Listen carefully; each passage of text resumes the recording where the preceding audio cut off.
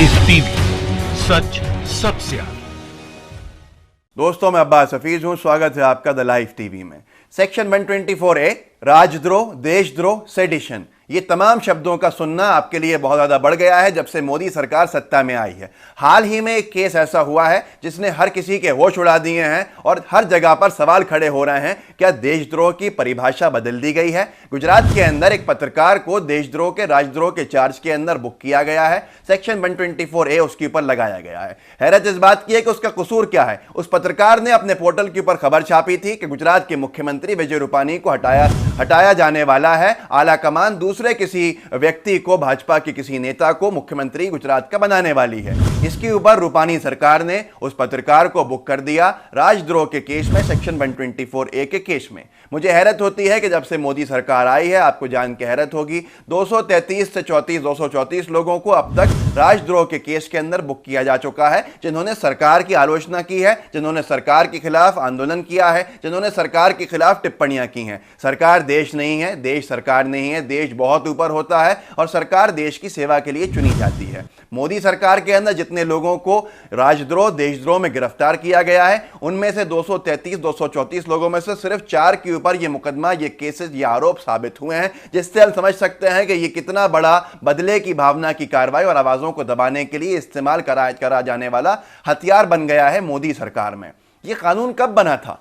Section 124A, जिसके अंदर Bharatiya Janata party हर किसी को बुक कर रही है राजद्रोह और सेडिशन के चार्जेस के ऊपर, कन्हैया कुमार भी इसकी मिसाल हैं। ये कानून कब बना था? क्या ये हमारा बनाया हुआ कानून है? नहीं, ये अंग्रेजों का बनाया हुआ कानून है और ये कानून बहुत पुराना है। अंग्रेजों ने भारत के स्वतंत्रता संग्रामियों की, सेनानियों की आवाजों को दबाने के लिए इस कानून की संरचना की थी, इस कानून को बनाया था और इस कानून के अंदर कई बार गांधी जी को भी गिरफ्तार किया गया, कई बार नेहरू जी को भी, पटेल, सरदार वल्लभ भाई पटेल, तमाम जितने स्वतंत्र सेनानी थे उन लोगों को, उनको इनमें गिरफ्तार करके उनकी आवाजों को दबाने का काम भारत के अंदर ब्रिटिश सरकार करती थी। महात्मा गांधी जी ने 1929 में, सन 1929 के अंदर पूरे देश के अंदर एक राष्ट्रीय आंदोलन छेड़ा था इस कानून को खत्म करने के लिए। महात्मा गांधी जी का इस कानून के बारे में कहना था कि यह कानून एक खास तौर का अधिकार देता है सरकारों को उन लोगों पर जुल्म करने के लिए जो सरकार के खिलाफ उनका आईना दिखाने का काम कर रहे हैं या उनकी आलोचना कर रहे हैं, और यह बेहद गलत है क्योंकि यह स्वतंत्रता के खिलाफ है।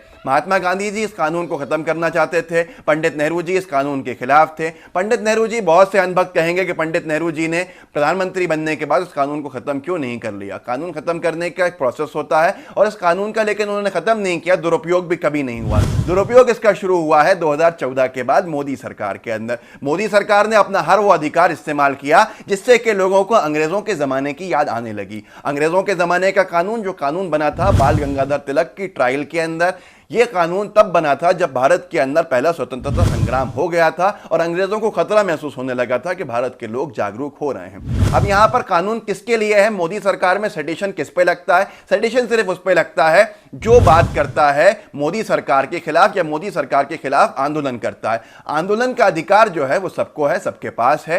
ये लोकतंत्र है, हम लोकतंत्र में जी रहे हैं, किसी तानाशाही के अंदर नहीं है। लेकिन अफसोस तब होता है जब एक सेडिशन का कानून एक व्यक्ति पे एक ही केस के अंदर एक ही तरह की स्पीच के ऊपर लगता है, पर उससे वाहियात स्पीच देने वाले अनुराग सिंह ठाकुर, कपिल मिश्रा, परवेश वर्मा, ये लोग इस कानून से बच जाते हैं। शर्जील इमाम के ऊपर एक केस लगाया गया देशद्रोह का, फिर से ये मोदी जी के विरोध के अंदर रैली थी, मोदी जी के लाए हुए कानून के विरोध में रैली थी। शर्जील इमाम ने एक बयान दिया था जिसके अंदर शर्जील इमाम ने कहा था कि आसाम को भारत से काट सकते हैं हम 5 लाख अगर स्टूडेंट्स चक्का जाम कर देंगे। शर्जील इमाम की 40 मिनट की स्पीच में चक्का जाम का जिक्र जो था उसको हटा दिया गया। 1 मिनट की स्पीच को हर गोदी मीडिया ने चलाया और उसके ऊपर देश राजद्रोह का कानून के अंदर के तहत मुकदमा दर्ज हो गया।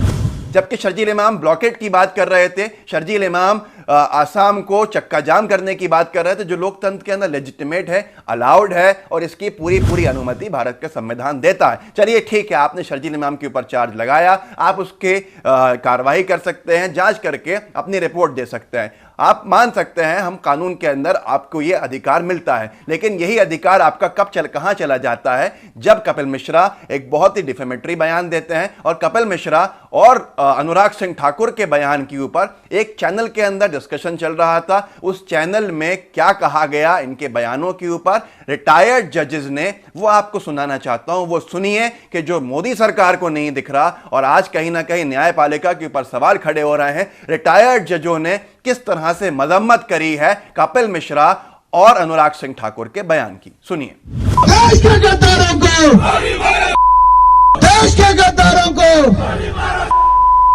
मेरे को तो ये जो अभी मैंने क्लिप देखा, मैं सोच नहीं सकता कि कोई व्यक्ति जो भारत सरकार में शायद ये मंत्री हैं, जी मंत्री, वो ऐसी बात और ऐसा नारा दे सकते हैं। कुछ भी हो, बिल्कुल ठीक कहा ब्रदर जसपाल सिंह ने, ना तो इनके पास अधिकार है गोली मारने का, कौन गद्दार है ये भी नहीं डिसाइड कर सकते, तो किसके लिए बोल रहे हैं? इतना इररिस्पॉन्सिबल भाषण जो दिया, जो नारा दिया, ये है हेट स्पीच जो टोटली कंडेमनेबल है।